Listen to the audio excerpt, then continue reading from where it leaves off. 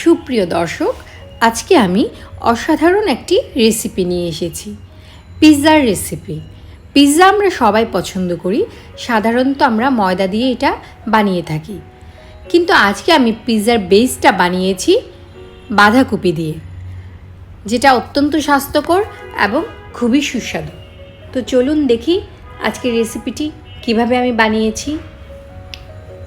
আমি এখানে অর্ধেকটা বাঁধাকপি নিয়েছি।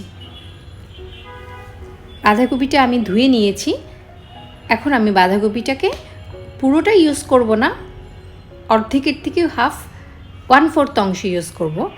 বাঁধাকপিটা আমি কুচি কুচি করে কেটে নিচ্ছি।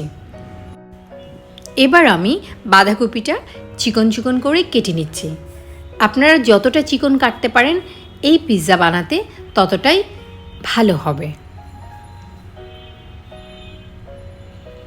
এভাবে আমরা চাইলে একটা সবজি খেতে পারি। আমার বাঁধাকপি কাটা হয়ে গেছে।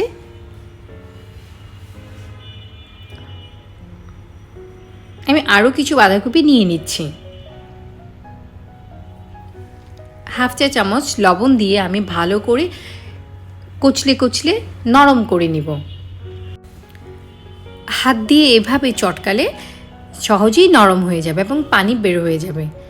আমি এতে 3টা ডিম ব্যবহার করব। আপনারা চাইলে বাঁধাকপির পানিটা বাদ দিতে পারেন। ভালো করে ডিমটা আমি মিশিয়ে নিচ্ছি। এটা বাইন্ডিংয়ের কাজ করবে। যেহেতু আমি কোনো প্রকার ময়দা বা আটা ব্যবহার করব না, তাই এটাকে ডিম বাইন্ডিং করতে সাহায্য করবে। আমি কিছু গোলমরিচ ক্রাশ করে দিয়ে দিচ্ছি। আপনারা চাইলে তার পরিবর্তে কাঁচামরিচ কুচিও ব্যবহার করতে পারেন। এবার আমি এটা ভালো করে মিশিয়ে নিচ্ছি।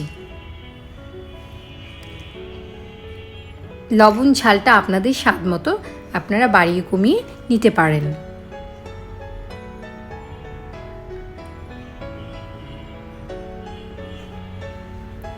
এবার আমি প্যানে এটি তৈরি করব। যে প্যানে তৈরি করব সেই প্যানে 2 টেবিল চামচ তেল দিয়ে একটু ব্রাশ করে ছড়িয়ে নিচ্ছি। হালকা আছে, চুলাটা জ্বালানো আছে। এবার আমি বাঁধাকপি ডিমের মিশ্রণটা দিয়ে দিচ্ছি।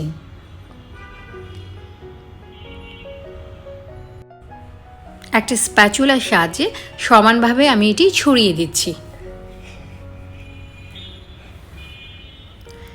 ঢাকনা দিয়ে ঢেকে আমি এটাকে কিছুক্ষণ রান্না করব, যতক্ষণ পর্যন্ত না ডিমটা শক্ত হয়ে যাবে। আমি একটা স্প্যাচুলার সাহায্যে এটা দেখছি এটার অবস্থাটা কেমন। এটা হয়ে গেছে এক পাশটা, তাই আমি একটা প্লেটে এটাকে উল্টে দিচ্ছি। ওয়াও, দেখতেই পাচ্ছেন কত সুন্দর বাইন্ডিং হয়েছে এবং ভীষণ ভালো লাগছে। এবার আমি এ পাশ দিয়ে দিব, তাতে কাঁচা অংশটা চুলার দিকটায় থাকবে এবং চুলার আঁচে এটা রান্না হবে। এটা হয়ে গেছে, বেসটা আমার তৈরি হয়ে গেছে। এবার আমি এটাকে গার্নিশ করব আমার পছন্দ মতো।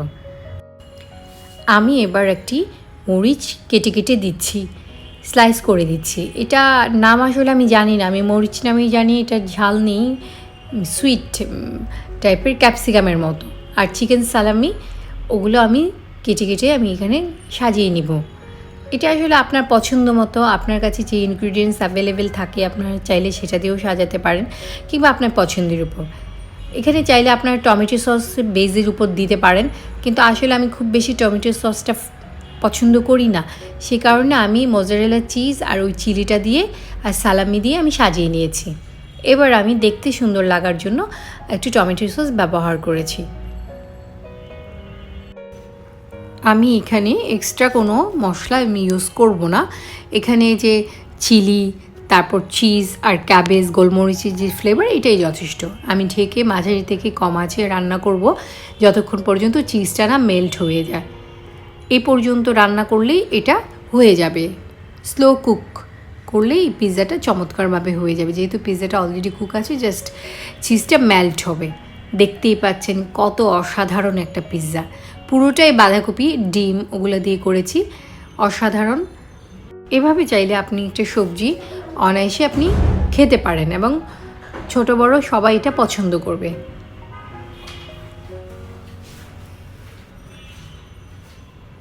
এই অসাধারণ রেসিপিটি তৈরি করতে আপনার খুব বেশি সময় লাগবে না। আশা করি আপনি এটা বাসায় ট্রাই করবেন। আমার আজকের রেসিপি যদি আপনাদের ভালো লাগে, আপনাদের উপকারে আসে, আমার চ্যানেলটা সাবস্ক্রাইব করবেন আশা করি। লাইক, শেয়ার, কমেন্ট করে আমাকে সাপোর্ট করবেন। আর হ্যাঁ, পাশে থাকা বেল আইকনটা ক্লিক করে দিবেন, তাতে করে আমার ভিডিও নোটিফিকেশন সবার আগে আপনি পেয়ে যাবেন। আমি একটা কেটে দেখাচ্ছি, দেখতেই পাচ্ছেন এটা কতটা চিজি, কতটা ইয়াম্মি। খাবেন যখন ভালোটাই খান।